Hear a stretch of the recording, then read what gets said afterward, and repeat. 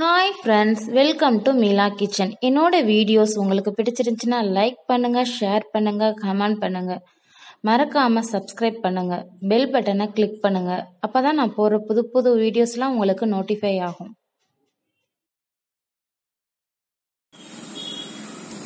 Hi friends, இன்னைக்கு நம்ம மிலா கிச்சனில் பார்க்க போகிறது என்னென்னா குடைமிளகாய் வச்சு கேப்சிகம் வச்சு ஒரு பொரியல் பண்ண போகிறோம். அதுக்கு முன்னாடி குடைமிளகாயை பற்றி நல்ல தகவல் எல்லாம் நம்ம தெரிஞ்சுக்கலாம். எப்படின்னு குடைமிளகாயில் வந்து நமக்கு வந்து CAEB6 போன்ற சத்துக்கள்லாம் நமக்கு அடங்கியிருக்கு. மிளகாயில் வந்து கொழுப்பு சத்தெல்லாம் நமக்கு குறைவாக தான் இருக்குது. அதனால ரொம்ப உடம்புக்கு நல்லதாக இருக்குது. முகச்சுருக்கம், கருமை, தோல்ல இருக்க சுருக்கம் இதெல்லாத்தையும் நமக்கு மாத்தி கொடுக்குது இந்த குடைமிளகாய் நம்ம யூஸ் பண்றதுனால. கண் பார்வை பிரச்சனை, இளமையிலே கண் பிரச்சனை வர்றவங்க அந்த இதுல இருந்து நமக்கு காப்பாத்தி கொடுக்குது இந்த குடைமிளகாய் நம்ம யூஸ் பண்றதுனால.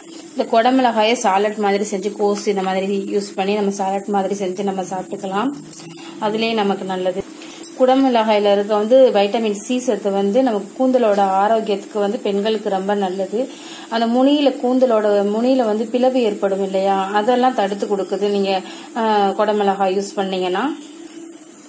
நம்ம குடைமிளகாயை சமைக்கும் போது அதிக தண்ணி நம்ம யூஸ் பண்ணக்கூடாது. எண்ணெயிலே வதக்கணும். லைட்டா அதையும் ஊற்றி எண்ணெயிலே நம்ம வதக்கணும். செம்பு பாத்திரம், அதாவது செம்பு பாத்திரத்துல சமைக்க கூடாது. உடல் எடையை குறைக்க விரும்புறவங்க இதை நல்லா குடைமிளகாயை நல்லா யூஸ் பண்ணிக்கோங்க. உடல் எடை நமக்கு ரொம்ப கம்மியாகும். குடைமிளகாயில கொலஸ்ட்ரால், சோடியம் இதெல்லாம் கம்மியா இருக்கனால நம்ம உடல் எடையை குறைச்சி கொடுக்குது.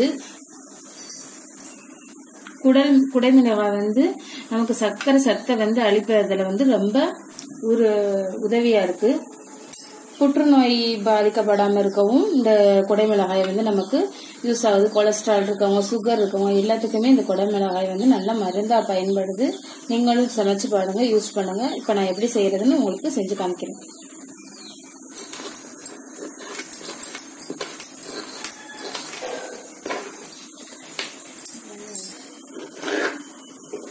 குடைமிளகாயை நல்லா இந்த மாதிரி பொடிச்சு பொடிச்சா நறுக்கிக்கோங்க.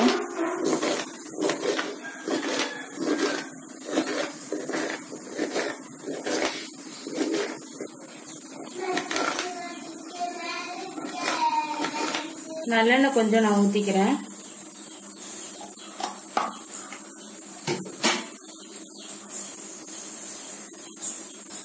கடுகு கொஞ்சம் போட்டுக்கிறேன்.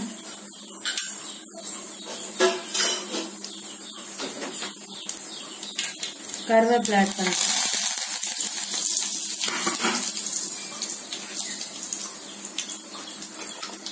நெக்ஸ்ட் வெங்காயம் ஆட் பண்ணிக்கலாம். பொரியா நறுக்கின வெங்காயம் ஆட் பண்ணிக்கோங்க.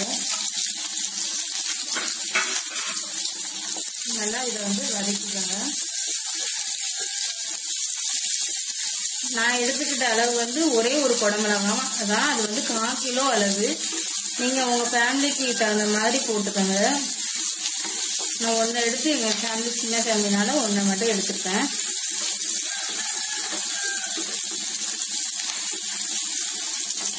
இந்த குடைமிளகாயை ஆட் பண்ணிக்கலாம். பாருங்க எவ்வளவு வந்திருக்குன்னு. ஒன்று நறுக்குனது, இது பெரிய குடைமிளகாய் 1/4 கிலோ இருக்க அளவு. இதை நல்லா இப்படி எண்ணெயிலேயே வதக்கிக்கோங்க. தண்ணியெல்லாம் ஊற்ற வேணாம், இதையே நம்மளுக்கு வதக்கிக்கலாம். தண்ணியெல்லாம் நான் ஊற்றலை, அதுலேயே தான் நான் அந்த எண்ணெய் கொஞ்சம் நம்ம ஊற்றணும் இல்லையா, ஒரு 2 ஸ்பூன் அளவுக்கு தான் நான் ஊற்றிருக்கேன். அந்த எண்ணெயிலேயே தான் நான் வதக்குறேன். அந்த மாதிரியே பார்த்துக்கோங்க. தண்ணி அதிகமாக நம்ம யூஸ் பண்ணவே கூடாது. இப்போ பாருங்க நல்லா நான் வதக்கிட்டேன். இந்த ஸ்டேஜில் நம்ம முட்டையை ஆட் பண்ணிக்கலாம். ஒரு முட்டை, இது குழந்தைகளுக்கு செய்யற மாதிரி இல்லாட்டி நீங்க இந்த மாதிரியே மிளகு தூள், உப்பு மட்டும் போட்டு முடிச்சுக்கோங்க. முட்டை ஆட் பண்ணாதவங்க. நான் குழந்தைய சாப்பிட்றது விருப்பமா சாப்பிட்றதுக்காக நான் இதை பண்றேன். மிளகு தூள் 1 ஸ்பூன் எடுத்திருக்கேன். உப்பு தேவையான அளவு போட்டுக்கோங்க. போட்டுட்டு இதை நல்லா நம்ம கிளறி விடலாம். குழந்தைகளுக்கு எல்லா காயும் நம்ம கொடுக்கணும், அதுக்காக நம்ம இந்த மாதிரி ட்ரிக்காய் யூஸ் பண்ணி செஞ்சு கொடுக்கலாம். இதுல நல்ல சத்துக்கள் இருக்கு. நீங்களும் ட்ரை பண்ணி பாருங்க. உங்க ஃப்ரெண்ட்ஸுக்கும் ஷேர் பண்ணுங்க.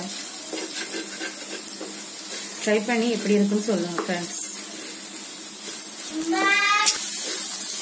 இப்போ இந்த மாதிரி முட்டை போட்டதுக்கப்புறம் நல்லா இந்த மாதிரி கிளறிக்கலாம். முடிஞ்சு இப்போ நம்மளுக்கு எடுக்கிற ஸ்டேஜுக்கு வந்துருச்சு. அடுப்பை ஆஃப் பண்ணிக்கலாம்.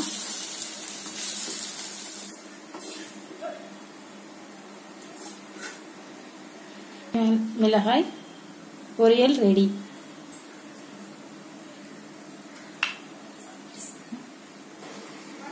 வீடியோ வாட்ச் பண்ணதுக்கு தேங்க்யூ ஃப்ரெண்ட்ஸ்.